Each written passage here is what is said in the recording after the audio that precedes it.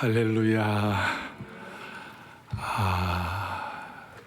사랑하는 영가족 여러분, 오늘 온 생애 온라인 성중교로 예배를 드리는 모든 영적 가족, 영원한 가족, 영광과 고난을 같이 받는 우리 주의 권속들, 있는 자리가 하나님을 예배하는 자리가 되기를 바랍니다.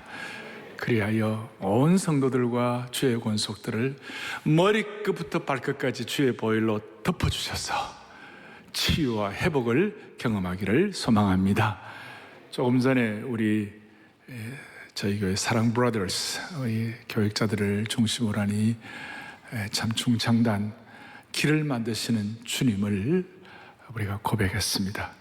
지금 하늘 길도 막히고 또 바닷길도 막히고 이런 길이 많이 막혔는데 이 말씀의 길이 열리기를 바랍니다. 예수님의 손길을 체험하시기를 바랍니다. 할렐루야. 저는 이 코로나 바이러스 사태를 보면서 느끼는 것 중에 하나가 사람들이 뭔가 중심을 잡지 못하고 휩쓸려 가는 것 같은 그런 좀 인상을 받습니다. 왜 그럴까? 어떤 분들은 두려움 때문에 휩쓸려 가기도 하고, 또 잘못된 정보들, 요즘 전 세계와 이 팬데믹이라는 말이 있는데 인포데믹이라고 잘못된 정보에 휩쓸려 가지고 그렇게 또 이렇게 쏠림 현상이 있고, 어떤 분들은 본인이 갖고 있는 독특한 잘못된 신념과 사상 때문에 휩쓸리는 분들도 있고, 예수 믿는다고 하면서도 또 너무 물질에 예민해가지고 물질 때문에 또 휩쓸리는 분도 있고, 안타까운 것은 신앙인들 가운데 그의 영혼이 흔들리고 영적으로 떠내려가는 분이 있다면 이거는 참으로 안타까운 일이라고 할 수 있습니다. 우리는 어떤 경우에도 말씀을 통하여 흔들림이 없는 신앙생활 되기를 원하는 것입니다. 다윗은 시편 16편에 이런 고백을 합니다. 같이 우리 보겠습니다. 내가 여호와를 항상 내 앞에 모심이여 그가 나의 오른쪽에 계심으로 내가 흔들리지 아니하리로다. 내가 흔들리지 아니하리로다. 요동함이 없는 은혜를 주시기를 바라는 것이, 만세반석 되시는 예수 그리스도 위에 말씀의 토대가 확고할 때 우리는 흔들림이 없습니다. 그래서 저는 이 본당과 또 오늘 온생례로 생중계 예배로 이렇게 드리는 모든 가정들마다 SSS, 사랑, 세이프티, 스페이스, 사랑, 안전 존이 되기를 바라는 것이에요. 그래서 저는 흔들림이 없도록 이 코로나 바이러스 극복 시리즈를 제가 하고 있는데, 정체성이 있어야 흔들리지 않는다. 또 영향력이 있어야 흔들리지 않는다. 그리고 제가 처음에 이 과거의 은혜는 기억하고 하나님의 인도는 기대할 때에 흔들림이 없다.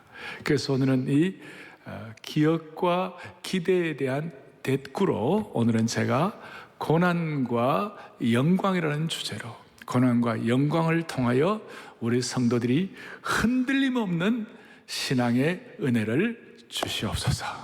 흔들림이 없도록.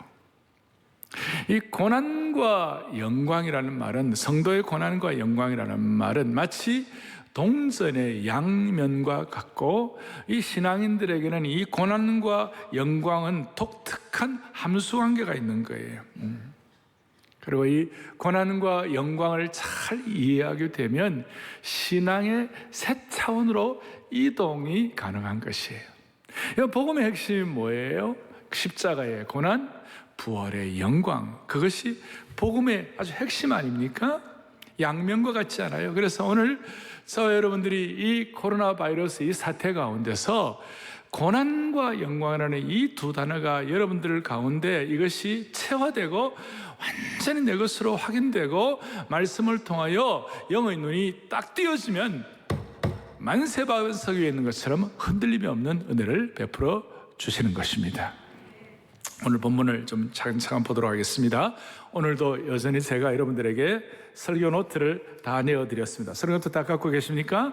자, 보시고 거기에 보니까 중심 잡기 힘든 현실 상황 속에서 말씀을 통하여 길을 발견해야 한다. 만세반석 대신 예수님은 길 만드시는 분이시다. 제가 얘기 놓고, 그 다음에 오늘 제가 이제 성경을 애써가면서 베드로전서 4장을 보는데, 베드로는 고난과 영광을 동시에 체험한 분이고, 베드로는 한때는 너무나 부끄러운 일을 했지만 나중에는 완전히 하나님의 사람으로 완전히 무장된 이 양면성을 하나님께서 베드로의 삶을 통하여 확인시켜 주시는데, 베드로가 이것을 책상머리에 앉아가지고 연구한 것이 아니라, 연구만 한 것 정도가 아니라 삶으로 고난과 영광을 다 체득하고 난 다음에 오늘 베드로전서 5장까지 있잖아요. 5장까지 있는데 제가 보니까 ESV라는 이 영어 우리 지금 제일 무게 있는 권위 있는 성경 번역본 중에 하나인데, 헬라도 마찬가지고, 원어로 볼 때 이 베드로전서 5장 가운데서 고난이라는 말이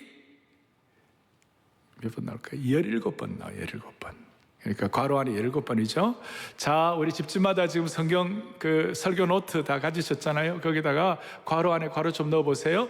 그 다음에는 뭐라는 단어가요? 영광이라는 단어가, 고난이라는 단어가 17번이라면 영광이라는 단어는 총 10번 나오는 거예요. 베드로 전후서 전체를 보면 고난이라는 단어가 18번이고 영광이라는 단어가 14번, 거의 비슷한 무게로 고난과 영광을 다루고 있는 것이에요. 이 고난과 영광, 이 두 가지가 아주 중요한 베드로 전후서의 중요한 핵심 어떤 무게 있는 단어라고 말할 수 있습니다. 자, 그런데 오늘 제가 미리 19절을 미리 빼왔어요. 이 19절은 베드로 전서의 아주 노른자와 같이 소중한 부분이에요. 소중한 부분인데 19절을 또박또박 같이 우리 합독하겠습니다. 그러므로 하나님의 뜻대로 고난을 받는 자들은 또한 선을 행하는 가운데 그 영혼을 미쁘신 창조주께 의탁할지어다. 아주 귀한 말씀이에요. 아주 똑똑한 말씀이에요.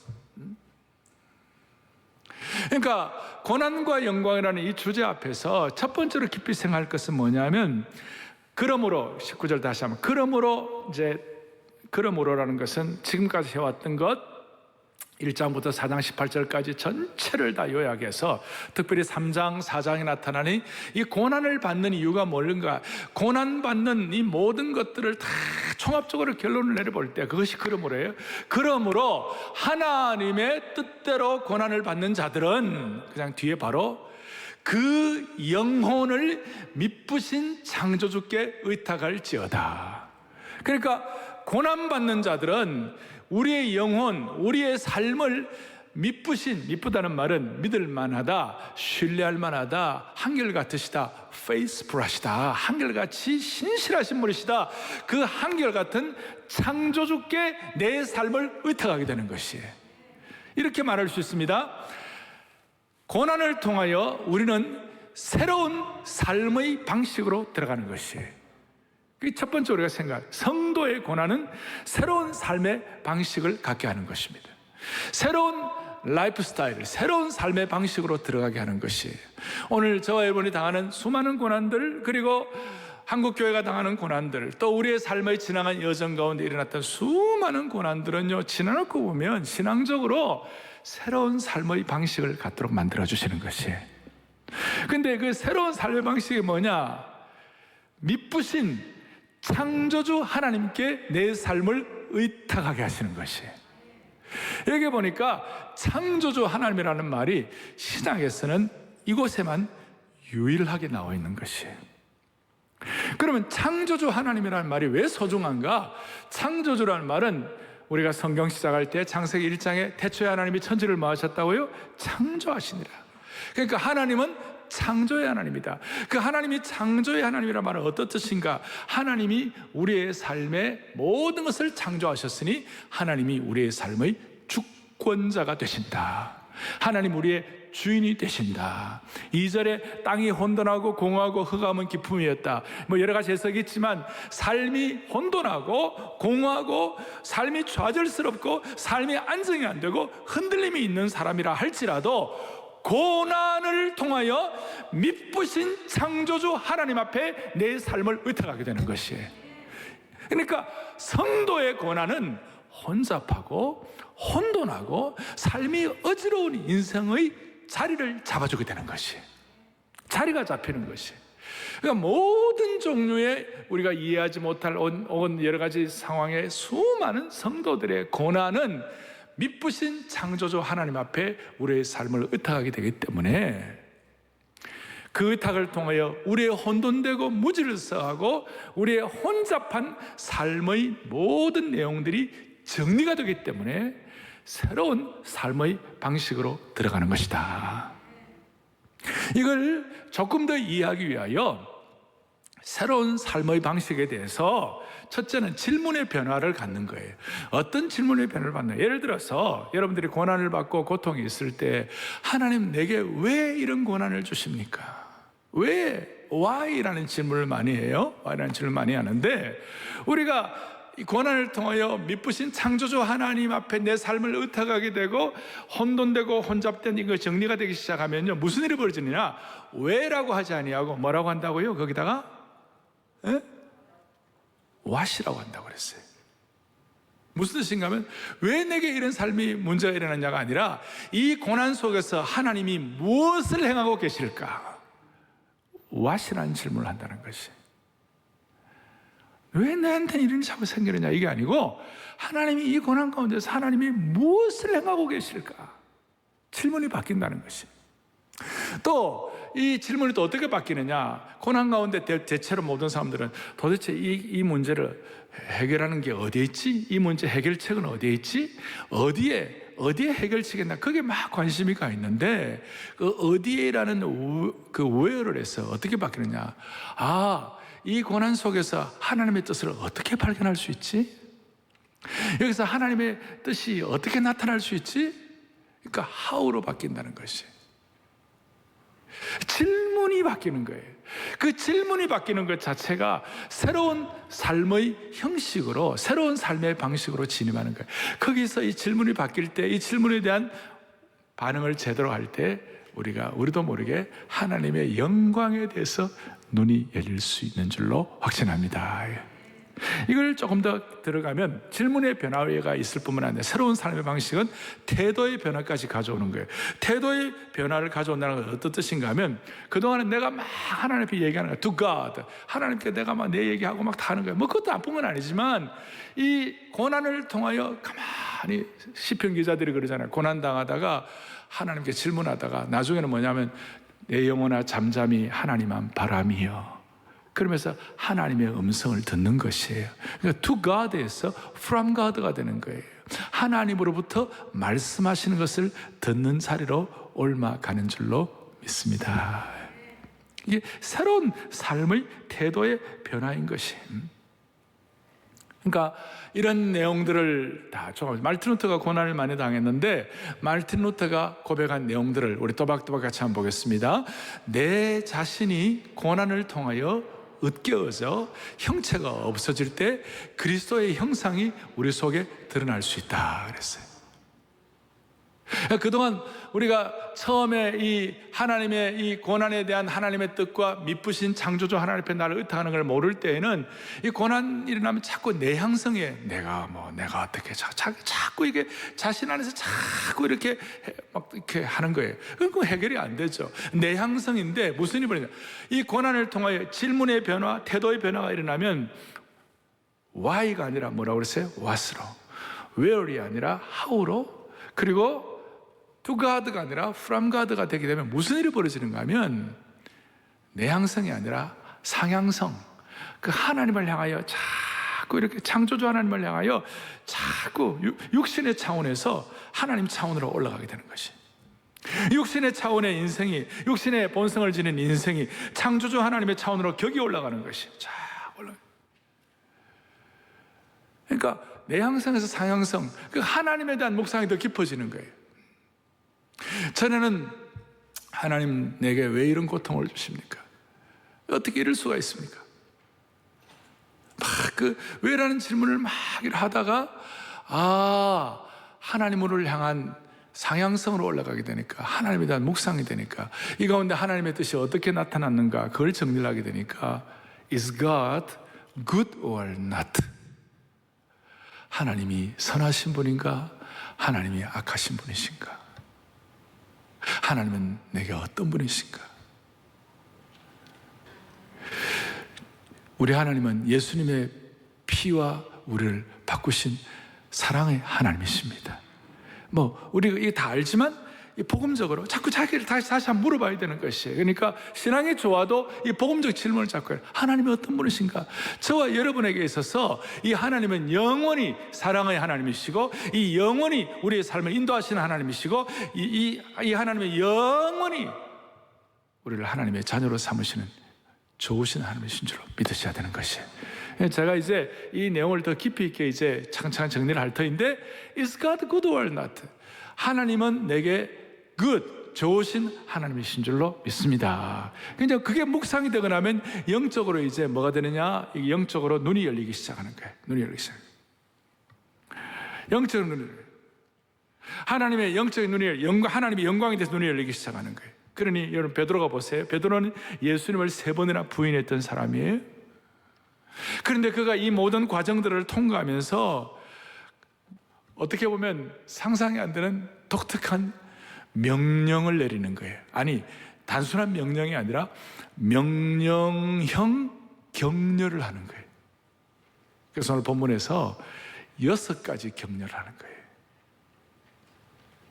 미쁘신 하나님께, 창조주 하나님께 고난을 통하여 나를 의탁하게 되면, 고난을 당하는 너희들은 미쁘신 창조주 하나님 자신을 의탁하라, 이런 새로운 삶의 방식에 들어가면 Y에서 How로 바뀌는 사람은, Where에서 What으로 바뀌는 사람은 하나님 앞에서 이런 명령형 격려를 받는 거예요. 첫째, 고난 이상하게 여기지 말라. 12절에 불시험과 고난 이상하게 여기지 말라.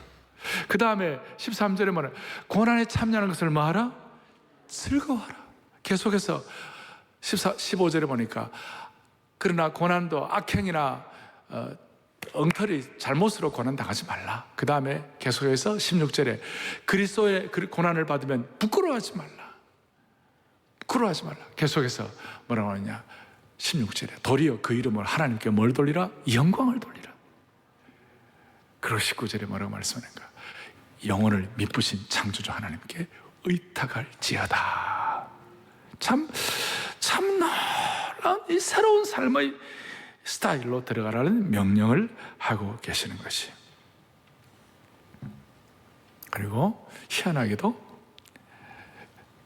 미쁘신 창조주 하나님께, 신약에 딱 한 번 나오는 창조주 하나님 앞에 창세기 1장 1절에 천지를 창조하시는 그 하나님께 주권을 드리는 그 은혜를 깨닫게 되면 내 삶의 아집과 자아와 고집과 내 것이 점점 옅어지고 힘 빼기 작업이 일어나는 줄로 믿습니다.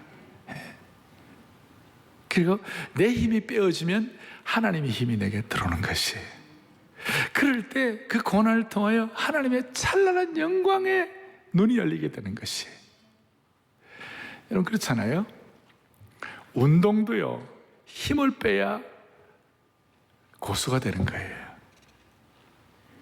수영, 이 세상 위치도 그럴진데 하나님의 원리는 더한 거예요. 그래서 하나님은 우리에게 고난을 통하여 힘 빼기 작업을 하게 하신 거예요. 그리고 이걸 진작 미리 깨달으면 미리미리 영광을 볼 수가 있고, 고집 부리고 내 것이 남아가지고 끝까지 앙탈 부리면 막판에 깨닫게 되고, 돌아가시기 직전에 깨닫게 되고. 여러분 야곱을 잘 아시잖아요.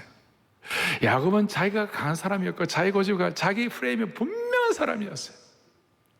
그래서 물질 문제 절대 손해 안 보고, 그 다음에 절대 자기 딱 있는 거예요. 그런데 하나님이 그 이해할 수 없는 고난을 막 주셔가, 그가 눈에 넣어도 아깝지 않을 만한 아들 요셉을 잃어버리고, 그 다음 마지막 나온 베냐민까지 다 잃어버리게 되는 상황이 되니까, 막판 가니까 드디어 이 강고한 야곱도 포기를 하는 거예요. 야곱의 유명한 얘기 알죠? 베냐민 앞에서 내가 잃으면 잃으리로다. 다시요, 내가 잃으면 잃으리로다. 그렇게 하니까 그 순간 야곱의 힘 빼기 작업이 된 거예요. 그럴 때 하나님께서 됐다. 여러분, 야곱이 무슨 갑자기 성화되거나 야곱이 갑자기 무슨 굉장한 그 인격적으로 성숙하거나 그런 거 아니에요. 그냥 힘 뺐어요. 그랬을 때 그 팔레스타인의 족장 촌부 할아버지가 당대 최대의 제국 이집트의 황제를 안수하는, 축복하는 영광을 누리게 된 줄로 확신합니다. 힘 빼기 작업이에요. 이것은 참 신앙적인 독특함이에요. 독특함이에요. 다시요. 초보자는 다 힘이 들어가요. 그러나 성숙할수록 힘이 빠지고 부드러워지는 것이. 오늘 창조주 하나님 앞에, 미쁘신 창조주 하나님 앞에 고난을 통하여 자신을 의탁하게 될 때, 이것이 질문이 바뀌고 태도가 바뀔 때 새로운 삶의 형태가 주어지고, 이 새로운 삶의 형태를 통하여 하나님의 영광의 눈이 열리는 줄로 믿습니다. 그럼 두 번째로, 좀 더 구체적으로 그러면 새로운 삶의 방식이 뭘까요? 그걸 조금 더 제가 설명을 하겠습니다. 그것이 뭐냐? 12절에 이렇게 나와 있습니다. 12절에 보니까 이렇게 나와 있습니다. 12절, 사랑하는 자들아. 이 사랑하는 자들은 지금 베드로가 그야말로 목자의 심정을 가지고 안타까운 사랑의 마음을 가지고 본도와 갈라디아와 가바도기아와 소아시아 지역에 있는 모든 성도들을 향하여, 오늘 시구나 우리 모든 영적 가족 여러분들을 향하여 그의 목자의 심정, 사랑의 세례의 마음을 가지고, 애끓는 마음을 가지고 성도들의 고민하는 건 뭐라고 하냐면, 너희를 연단하려고 오는 고난의 상황인 이 불시험을 이상한 일을 당하는 같이 이상히 여기지 말라. 고난을 이상하게 여기지 말라. 그리스도인의 고난은 이상한 것이 아니다. 이상한 것이 아니다. 네. 이상한 것이 아니다. 그리스도의 고난은 이상한 것이 아니다. 여기 불시험이라는 말은 당시 AD 64년에 폭군 네로가 자기식으로 한번 로마를 새롭게, 완전히 재판을 새롭게 건축하기를 원했어요. 맞아. 그래서 더운 여름에 축축하고 습기 있는 이런 것을 다 해가지고 막 불을 질렀어요. 2주일간 로마가 불에 탔어요. 큰 골목, 작은 골목 할 것 없이 불. 그리고 불을 끌려고 할 때 병사들 시켜가지고 더 일으켜가지고 불을 질렀어요. 그러고 로마가 잿더미가 되고 나니까, 여러분, 로마 시민들은 citizen of Rome, 로마의 시민권의 영광이 있는 거예요. 자기들의 재산에 다 불타버리고 다 날아가니까 자기들의 어떤 인간적인 어떤 프라이드나 그 다음에 영광이 그냥 날아갔다고 생각하고, 도대체 이 불을 또 누가 냈냐고. 그 황제를 향하여 타겟을 하려고 하니까 그 로마 황제가 이걸 어떻게 했냐, 그 프레임을 걸어가지고 예수 믿는 사람들이 불을 냈다. 왜냐하면 당시에 기승한 하나의 것이 뭐냐면 반유대주의였어요. 엔타이 주다이즘. 그 반유대주의였는데, 그 반유대주의가 기승할 때에 기독교도 유대교의 일파라고, 그 하나의 한 부분이라고 생각하면서, 그래가지고 기독교를 핍박하기 시작했고, 불시험도 그런 불시험이 없어요. 예수 믿는 사람들을 잡아서 투옥해가지고, 예수 믿는 사람들에게 동물 껍데기를 입혀가지고 사자의 찢어지게 만들고, 예수 믿는 사람들을 그냥 몸에다 기름 발라가지고 그 십자가에다가 화형되어 있으려 해가지고 정원에 불을 밝히게 만들고 고문하고, 그 불시험은 말로 다 알 수가 없었어요. 그런데 베드로가 뭐라고 그러냐, 내가 너희 사랑하는 자들아. 내가 사랑하니까 이 고난에 대해서 얘기한다. 내 눈에 넣어도 아깝지 않을 사랑하는 형제자매들아, 이 그리스도인이 이 불시험도 너희들 이상하게 여기지 말라. 오늘 이 고난 이후에 하나님의 새로운 영광, 새로운 소망, 하늘의 영광이 너희들의 것이 될 수가 있느니라. 그래서 1장부터 하늘의 소망을 얘기하는 것이, 이 고난 가운데 하늘의 참 소망이 무엇인지 깨달아지는 것이에요. 그리고 이 고난을 통하여 하나님 앞에서 자신이 성화되고 자신이 이렇게 다듬어지는 것인데, 하여튼 제가 이 고난이 왜 유익인지 여러 가지로 설명을 할 수 있지만, 이제 마지막 세 번째를 가지고 하나 더 설명을 할 거예요. 이 고난이 왜 이상히 여기지 말아야 되는가? 왜 이상히 여기지 말아야 되는가? 자, 세 번째 뭐라고 되었어요? 고난당하는 자의 머리 위에 뭐가 있다고요? 영광의 영이 함께 하신다. 기가 막힌 말씀. 왜 고난을 이상히 여기지 말아야 하는가? 하늘의 소망도 있고 여러 가지 차원이 있지만, 고난당하는 자의 머리 위에 영광의 영이 함께 하시는 줄로 믿습니다. 영광일세, 영광일세, 내가 누릴 영광일세. 오늘 1예배 마치고 앞 예배 마치고 난 다음에요, 또 우리 2, 3부 예배 마치고 난 다음에, 배 찬송을 찬송가 종교하고 난 다음에 바로 이어서 영광일세, 영광일세 불렀어요. 한 10분 불렀어요, 그 찬송. 이 땅에서도 하나님의 영광의 예고편을 맛보게 하신 주님을 찬양합니다. 그 뭘 설명할 수가 없어요. 하나님의 백성들이 모여가지고 고난이 무엇인지를 아는 주의 권속들이, 또 고난을 이렇게 초대교회 성도들처럼 이 강도로 깊이 체험 안 했다 하더라도 우리가 영적으로 눈을 떠가지고 고난을 이해하고 난 다음에 이상히 여기지 않는 사람들에게 무슨 일이 벌어지는가? 이 고난을 통하여 그 머리 위에 하나님의 영광의 영이 함께 하시는 줄로 확신합니다. 그래서 이 고난은 우리로 하여금 13절 14절에 보니까 먼저는 그리스도의 고난에 참여하는 축복을 주시는 것이, 여러분 그리스도의 고난이 뭐예요? 십자가의 고난이죠. 십자가의 고난이 뭐예요? No cross, no glory. 십자가 없이는 영광 없다. 그러니까 그의 영광을 나타냈어요. 근데 너희로 뭐예요? 즐거워하고 기뻐하게 하랍니다. 고난이 우리로 하여금, 자, 환난은 인내를, 인내는 연단을, 연단은 소망을 이루는 줄 알기 때문에 너희들은 즐거워하라 그랬어요. 인내와 연단과 소망의 집합적 이미지가 뭐냐? 십자가예요. 이 고난당하면 희한하게도 그리스도의 고난에 참여하게 되고 그리스도의 고난의 핵심인 십자가의 신비를 깨닫게 되는 것이에요. 그러니까 즐거워하라는 것이, 그런데 더 중요한 것은 이 고난당하는 자의 머리 위에 영광의 영, 영광의 영, 하나님의 영이 너희와 함께 계심이라. 그렇기 때문에 너희가 그리스도의 이름으로 치욕을 당하면 뭐하는 자라? 복 있는 자다. 고난당하는 모든 하나님의 백성들은 복 있는 하나님의 사람으로 되는 것이에요. 복 있는 대상이 되는 거예요. 복된 인생이 되는 것이에요. 이게 참 너무, 목사님 나는 복된 인생 안 하고 싶습니다. 이제 그렇게 하면 안 되는 거예요. 정말 영광의 영, 하나님의 영이 우리 가운데 임하실 때에 희한하게도 그리스도의 이름으로 고난당하면요, 그게 복 있는 자라는 은혜를 받게 되는 것이에요. 이 영광의 영이 임한다는 것이 어떤 뜻인가? 영광의 영이 임한다는 건 어떤 뜻인가? 구약적으로 보면 하나님의 권위, 또 출애굽기 하나님의 능력, 또 시편에 하나님의 위대하심, 또 하나님의 영원하심, 하나님의 풍성하심, 이런 것들이 포함되어 있어요. 영광의 영이 임한다. 이걸 신약에서 조금 더 구체적으로 보면, 신약에서 영광에 해당하는 단어가 녹사라는 말이에요. 헬라어로 독사라는 말인데, 이 독사라는 말은 찬양과 경탄과 광휘와 탁월함과 아름다움을 의미하는 것이에요. 우리 한번 같이 한번 합독해 볼까요? 함께요. 신약에서 영광에 해당하는 단어 녹사는 뭐예요?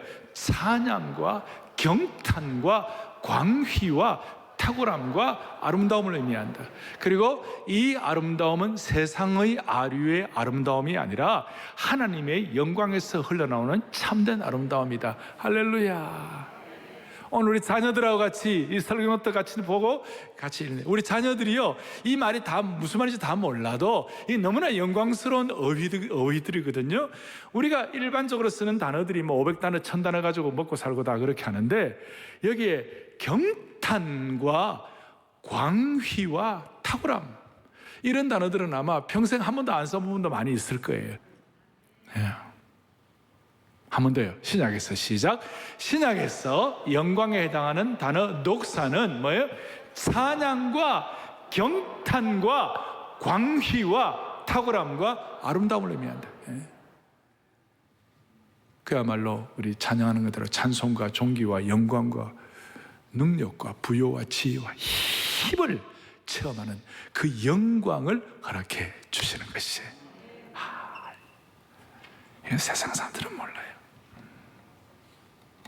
그래서 하나님의 영광이 나와 함께 한다는 것은 하나님의 권위와 능력과 위대하심과 영원하심과 풍성하심과 그 광위라는 말은 뭡니까? 빛광자에다가 더 빛날 휘자에 빛이 나고 탁월하고.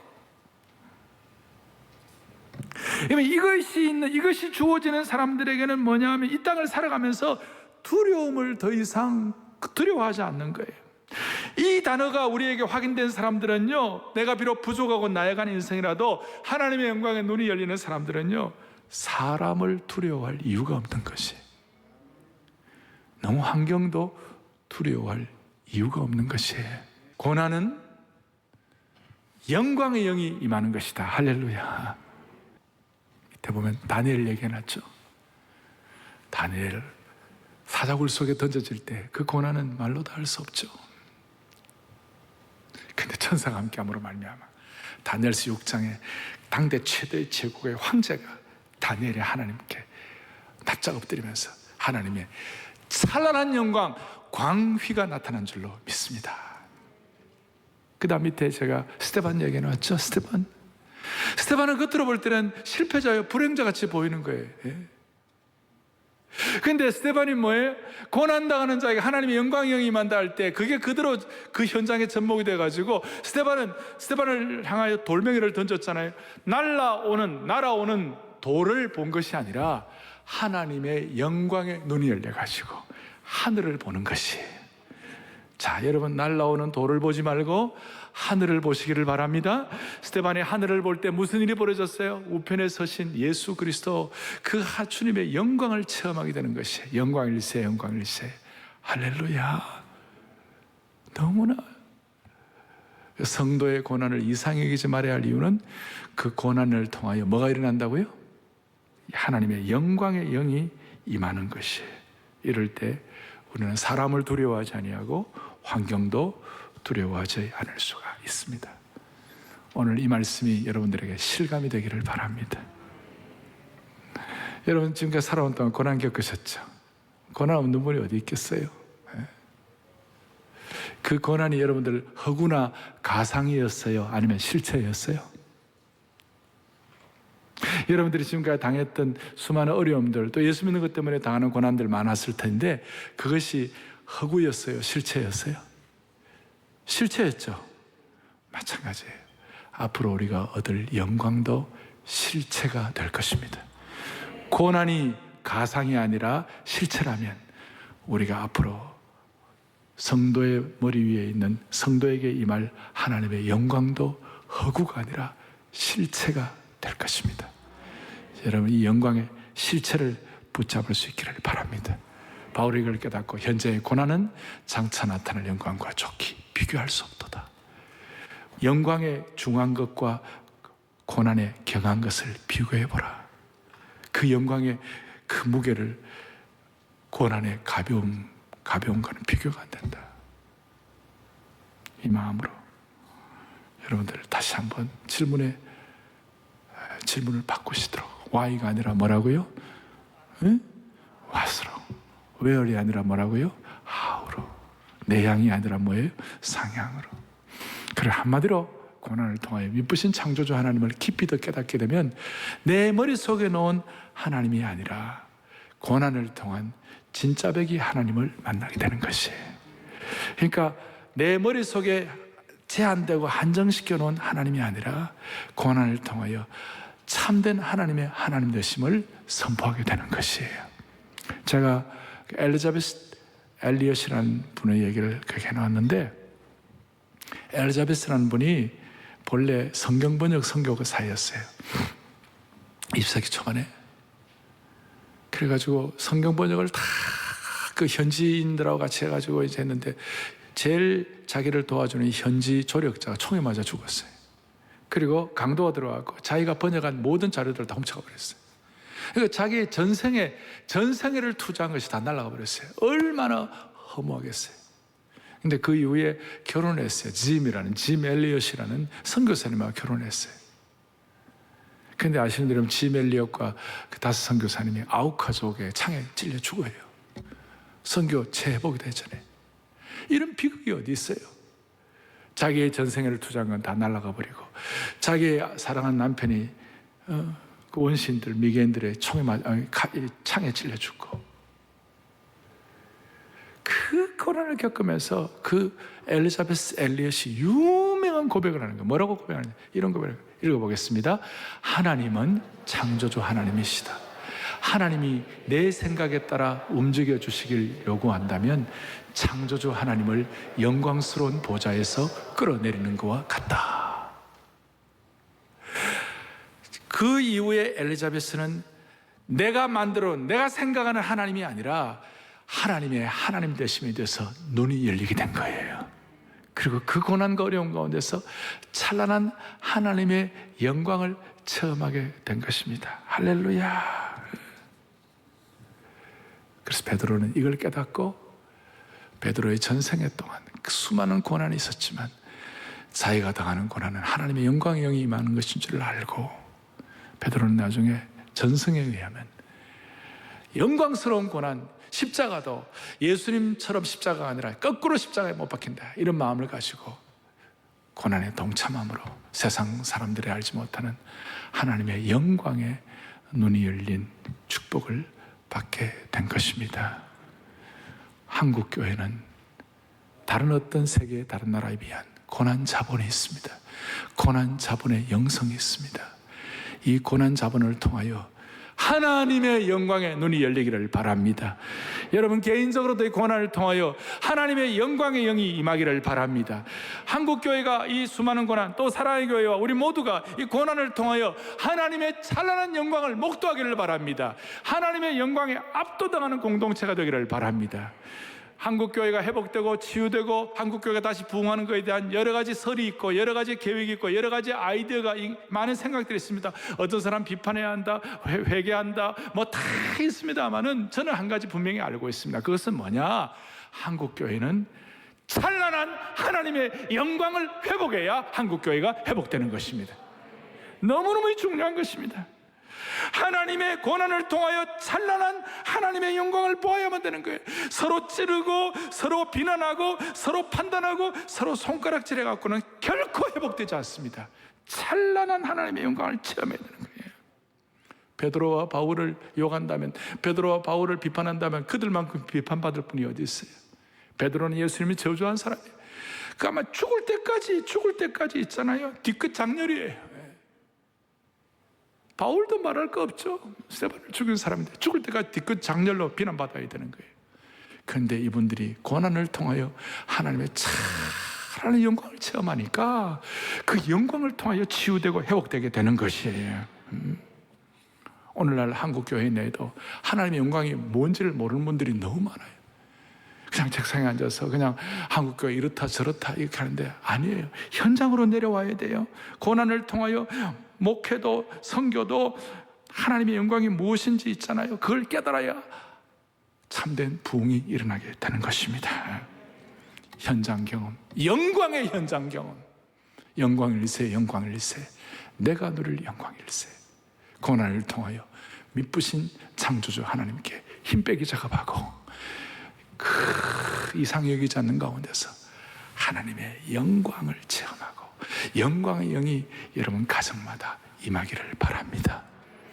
저는 온 생애 예배를 드리는 모든 가정들마다 어떻게 보면 자녀들이 이 긴 시간을 설교 시간을 감당을 못할지 몰라요. 그러나 이런 설교와 함께 다는 몰라도 이 메시지와 이 말씀과 이 예배 안에 하나님의 탁월함과 하나님의 영광과 하나님의 광휘와 하나님의 경탄이 있는 줄 우리 아이들이 어렴풋이나마 짐작만 하더라도 하나님이 그의 생애를 붙잡아 주시라고 믿습니다.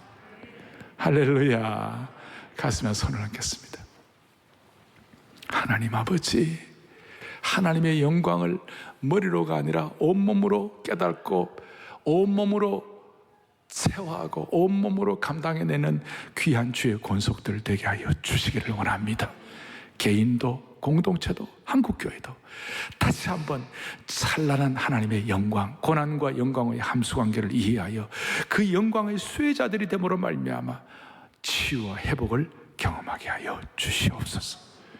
우리의 생명 되시고 영광의 소망이 되시는 우리 주 예수 그리스도를 받들어 간절히 기도 올리옵나이다. 아멘.